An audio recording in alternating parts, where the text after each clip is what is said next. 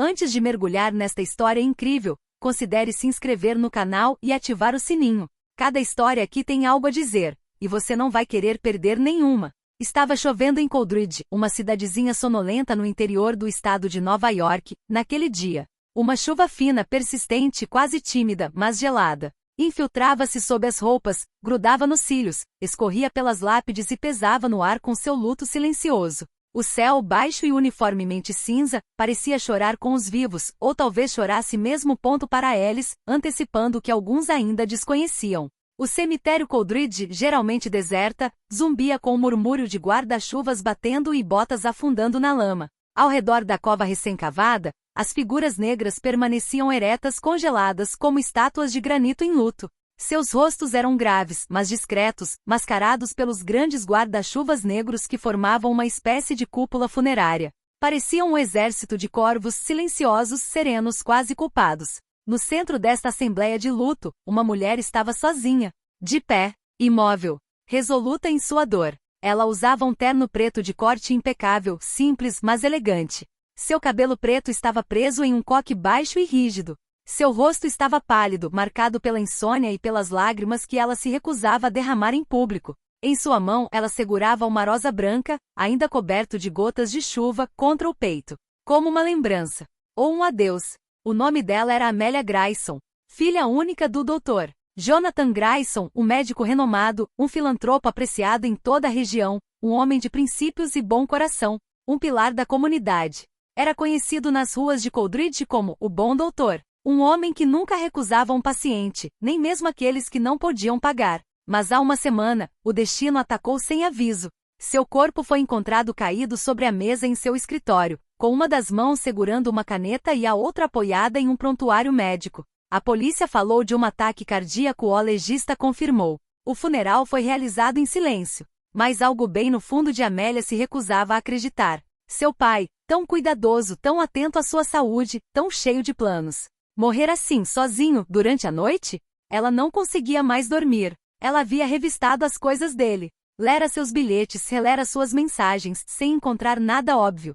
Mas sua intuição, aquela voz surda em suas entranhas, gritava que ela estava sendo enganada. Que faltava uma peça. Enquanto ela observava o caixão descer lentamente na terra, seu coração batia forte, oprimido não apenas pela dor, mas por isso sensação crescente de negócios inacabados, de injustiça não revelada. O padre, com a voz monótona, recitou as últimas palavras da escritura. O murmúrio da chuva quase abafou suas frases. O momento era solene, congelado, como se estivesse suspenso entre dois mundos. Foi então que um grito rouco destruiu a atmosfera. Ei! Uma palavra. Cru. Afiado. Ele caiu como uma pedra no silêncio. Todos os olhares se voltaram abruptamente, quase com irritação. Um movimento simultâneo e instintivo de cabeças fez o mar de guarda-chuvas ondular. Uma figura estranha acabará de aparecer entre duas lápides, no lado oeste do cemitério. E homem. Sujo. Irreconhecível sob a sujeira e a água da chuva. Seu casaco esfarrapado pendia sobre ele como pele morta. Seus sapatos estavam tão gastos que seus dedos dos pés estavam visíveis. Seus cabelos longos e encharcados caíam em mechas pegajosas sobre um rosto marcado pelo tempo e pela rua. Olhos brilhantes, louco talvez, ou lúcido apesar de tudo, olhou fixamente para a multidão. Ele estava avançando, cambaleando ligeiramente mas determinado. Como se tivesse caminhado quilômetros. Como se tivesse esperei por esse momento. Murmúrios percorreram as fileiras. Quem é? Ele está bêbado? E um morador de rua. Meu Deus! Alguém deveria fazê-lo ir embora. Mas ele não parou. Atravessou o cemitério, ignorando os olhares, os sussurros, as ameaças mal disfarçadas. Parecia haver apenas ela, Amélia. Ela petrificada, boca entreaberta, sobrancelhas franzidas. O padre ficou em silêncio. Os carregadores trocaram olhares incertos. O homem parou a uns 10 passos dela. Seus braços estavam caídos ao lado do corpo. Ele respirava com dificuldade. Seu olhar se fixou no dela. Amélia Grayson, o homem perguntou com a voz rouca, rouca pela idade e pelo frio. O simples fato de ele saber o nome dela a fez estremecer. Amélia endireitou-se instintivamente com os ombros tensos, os dedos cerrados em torno do caule da rosa branca. Os olhos fixos no estranho, tentando penetrar a imundície, entender que me estava ali diante dela, no meio deste momento sagrado. Quem é você? O que está fazendo aqui? Estes são os o funeral do meu pai, disse ela num tom seco, mas trêmulo. Ela não estava gritando. Ela estava se contendo. Ela estava protegendo. Este momento, este lugar, esta dor. O homem não respondeu imediatamente. Um arrepio o percorreu. Lentamente ajoelhou-se diante do túmulo, ignorando a chuva, a lama, os olhares indignados. Colocou a mão trêmula na terra fria. Por um momento fechou os olhos. Como se rezou. Ou como se ele pediu desculpas. Então, erguendo a cabeça em direção a Amélia, seu olhar fixo no dela, penetrante, quase ardente. O assassino está aqui, ele disse em uma voz profunda, quase solene. Ele levantou um dedo trêmulo, lentamente, como se o gesto pesasse uma tonelada. Bem atrás de você. E silêncio glacial congelou a montagem. Não há mais fôlego. Chega de sussurros. Até a chuva parecia ter parado. Amélia sentiu o estômago apertar de repente. Seu coração, já enfraquecido pela dor, deu um pulo. Parte dela queria ignorar aquelas palavras, apagá-las da mente. Mas outra parte, mais profunda, mais visceral, não poderia. Ela virou a cabeça lentamente. Muito lentamente. Atrás dela, uma fileira de convidados. Seus rostos demonstravam choque. Alguns recuaram, como se aquela simples declaração tivesse rompido alguma barreira invisível. Todos os olhares estavam fixos nela, ou no homem a seus pés. E ali, logo atrás, estava o xerife Bill Hawkins, imponente, mãos cruzadas no cinto, franzindo a testa com uma expressão dura. À sua direita, Evelyn Monroe, o companheiro de seu pai. Elegante, como sempre, mas estranhamente pálido. Traços congelados, lábios apertados. Sem raiva, sem medo, uma neutralidade suspeita. Amélia sentiu algo tenso dentro de si. Uma dissonância. Como uma corda que tivesse sido puxada longe demais. O xerife finalmente quebrou o silêncio. Suficiente. Ele rosnou. Sua voz falhou como o estrondo de um trovão. Ele deu um passo à frente, com a mão já no bastão. Senhor, você está embriagado ou mentalmente instável. Você deve deixar estas instalações imediatamente, ou eu mesmo irei acompanhá-lo. Mas antes que ele pudesse colocar a mão no homem, Amélia levantou a sua firmemente. Espere. O tom de Amélia mudou. Mais tenso. Mais direto. Era uma voz de advogado, aquele que ela só usava quando estava lutando pela verdade. O xerife parou surpreso.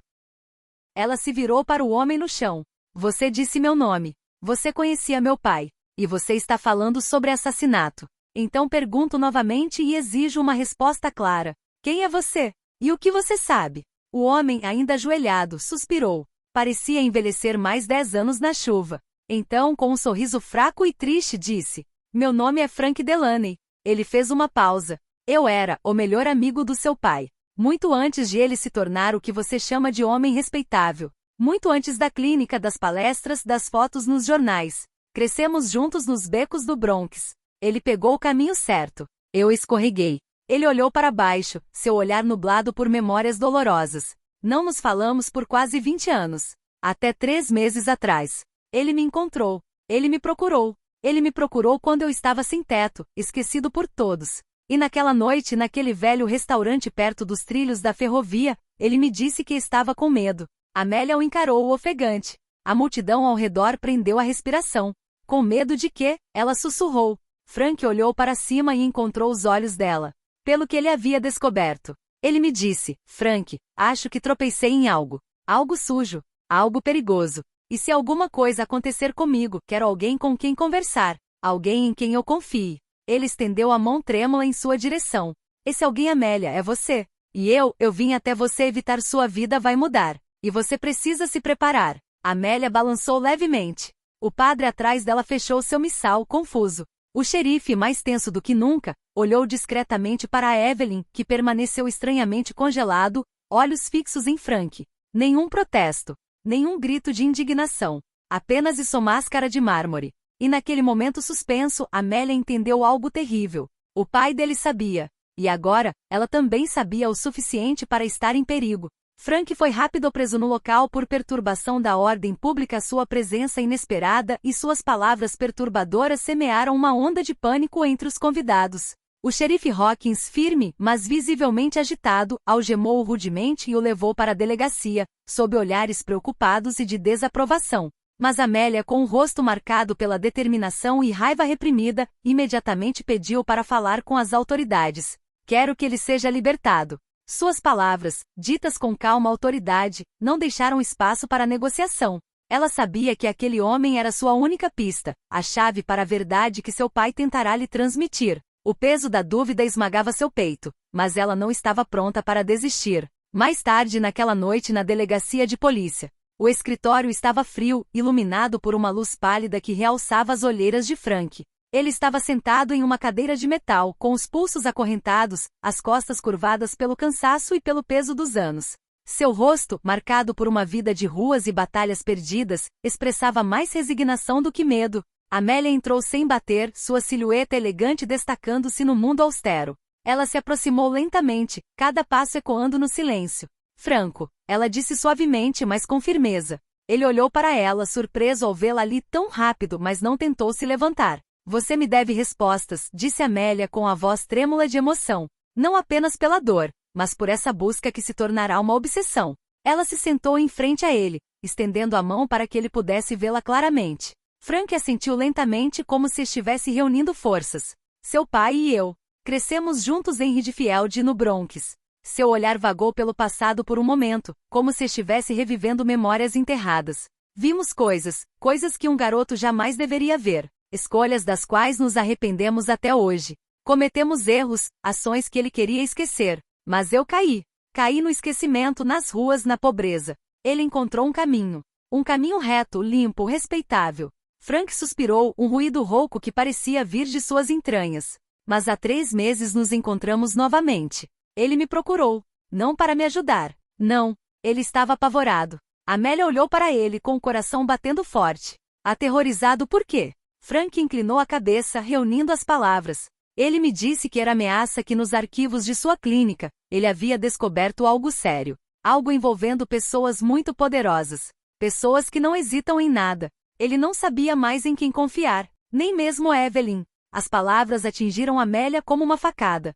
Mas ele deu tudo a ela sussurrou com a voz embargada. Foi o que ele pensou. Mas Evelyn não estava lá para amá-lo. Ela estava lá para cuidar dele. Para proteger aqueles interesses obscuros. Amélia sentiu a mente girar. Pensou em Evelyn, na sua frieza crescente nas últimas semanas, nos seus telefonemas secretos a portas fechadas, em como ela sempre parecia saber mais do que queria dizer. Ela também pensou sobre o porta-malas trancador no escritório de seu pai, aquele que ela nunca ousara abrir. Frank olhou-a diretamente nos olhos, seu olhar cheio de terrível gravidade. Vá dar uma olhada naquele porta-malas. E faça isso rápido. Você pode ser o próximo.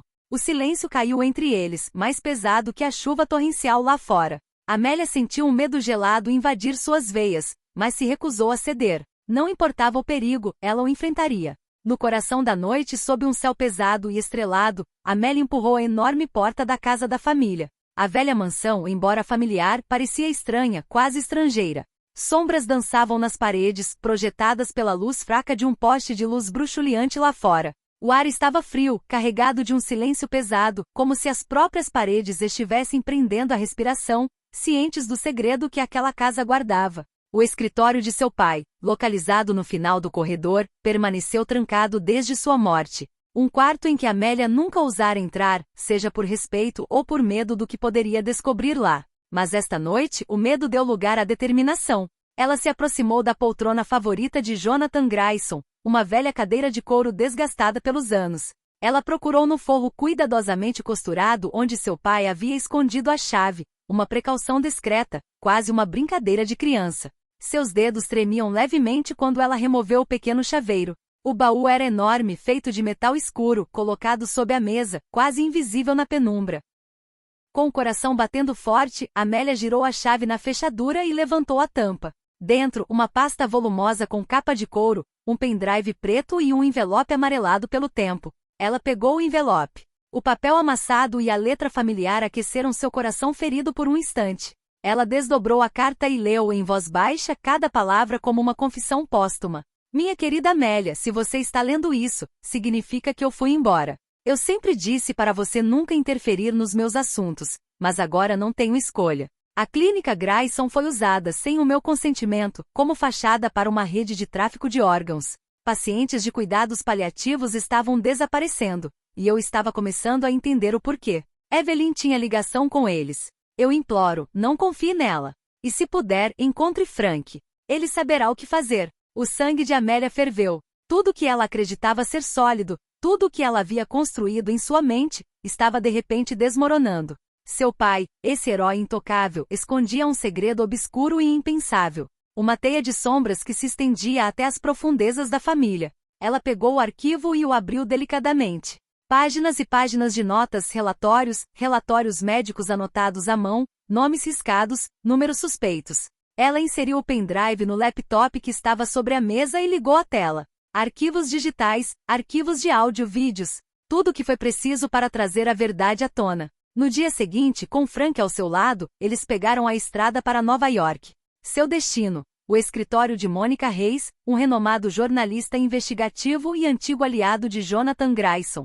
Monica, uma mulher de olhar penetrante e voz calma, examinou rapidamente os arquivos. Ela entendeu imediatamente a gravidade da situação. Durante 2 semanas em total sigilo, Monica investigou, cruzando documentos, encontrando fontes anônimas e seguindo pistas perigosas. As evidências estavam se acumulando: certidões de óbito falsas, gravações de áudio revelando conversas comprometedoras, transferências bancárias anônimas para contas no exterior. Então, uma manhã, a verdade explodiu como uma bomba. O New York Times publicou um artigo de primeira página intitulado "O escândalo do tráfico de órgãos da Clínica Grayson". A onda de indignação foi imediata. Evelyn Monroe foi presa, junto com vários membros corruptos do conselho. O julgamento foi longo e doloroso, mas a justiça finalmente triunfou. Frank, apesar das feridas deixadas por sua vida tumultuada, recuperou sua dignidade. Ele se tornou uma testemunha-chave, corajosa e honesta diante dos poderosos.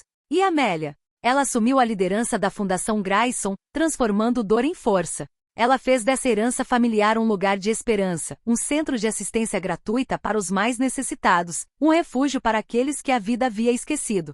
Sua missão era clara: reparar, curar, reconstruir. 1 ano se passou desde aquela noite em que Amélia abriu o baú e descobriu o segredo que mudou tudo. Desde então, a chuva deu lugar ao sol, aos brotos da primavera, à luz suave que acariciava as lápides e despertava a natureza adormecida. Numa manhã clara e quase serena, Amélia retornou ao cemitério Coldridge. A tristeza não havia desaparecido, mas mudará de rosto. Não era mais um peso insuportável, mas uma força silenciosa, uma chama interior que queimava sem se consumir. Ela caminhou lentamente em direção ao túmulo de seu pai. A pedra, agora limpa e cuidadosamente gravada, trazia seu nome, Jonathan Grayson. Uma leve brisa fez as folhas ao redor dele farfalharem. A poucos passos de distância, Frank esperava. Ele havia mudado. Seus cabelos longos e emaranhados haviam sido cortados com precisão, revelando um rosto marcado, porém mais sereno. Seu casaco surrado, embora modesto, agora parecia ostentar a dignidade de um homem que havia reconquistado seu lugar. "Você sabe", ele disse em voz baixa, quase atônita, "você se parece muito com ele." Ele deu de ombros com um sorriso tímido. "Ele ficaria orgulhoso da mulher que você se tornou." Amélia colocou a mão na pedra fria, como se fosse tocar a sombra do pai, para falar com ele sem palavras. Seus olhos ficaram nublados, mas ela sorriu. "Nunca esquecerei que foi você quem abriu meus olhos." Ela falou com gratidão, mas também com uma ternura que acalmou as feridas do passado. Frank sorriu de volta, um sorriso cheio de respeito e humildade.